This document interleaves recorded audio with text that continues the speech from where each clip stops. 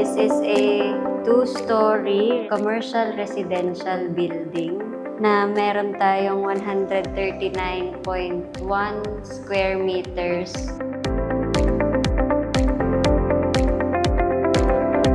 Yung second floor natin, yun yung naging residential. Doon titira yung may-ari at dito naman sa baba, ginawa nila tong commercial.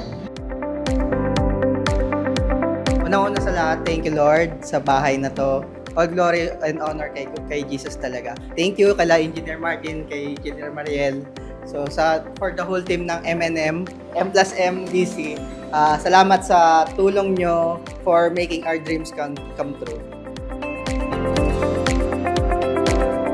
Masasabi ko ay talagang pulido yung kanyang pagkakagawa. Perfect, satisfied kami at yung quality ay nandun. Sa akin personally, sobrang close niya dun sa design nila.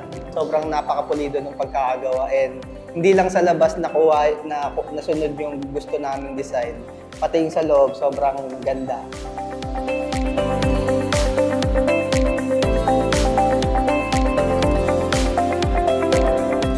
Thankful kami na in details lang din si engineer. So, kahit pa paano may idea kami ano yung magiging outcome ng bahay. And sabi nga ng asawa ko, we are pleased na sobrang pulido nung gawa din. So, nag-conduct kami ng structural analysis, structural design para dun sa dito sa project na to para ma-make sure yung safety ni client tsaka yung mga titira dito, especially commercial area ito.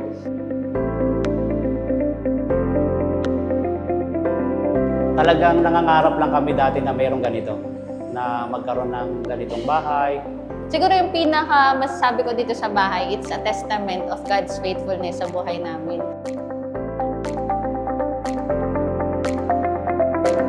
Well-organized ang M&M construction. Ako personally, hindi sila mahirap katrabaho. Sobrang flexible nila. Yung valuing the quality yung pinaka nagustuhan at na-appreciate ko personally sa M&M. Nagtiwala lang kami kila engineer, kila M&M. Ang bahay nyo, buhay nyo rin, isang malaking investment. So, magtitipid ka pa ba regarding your safety? Siyempre, hindi na. So, napakahalaga na maghanap ng tapat na contractor para sa iyong bahay. Teamwork makes your dream work nga daw. Talaga 100% recommended si Ms. Mariel sa si Mr. Engineer Martin. Super recommended. Highly recommended sila. So, nagpapasalamat kami sa client na nagtiwala po sa amin sa pagpapagawa ng bahay and dream house nila. At lahat ng naging parte ng bahay na ito is malaki yung ambag. So, hindi lang kami gumawa ng bahay na to. And everyone, it's a team effort. Construction is a team effort.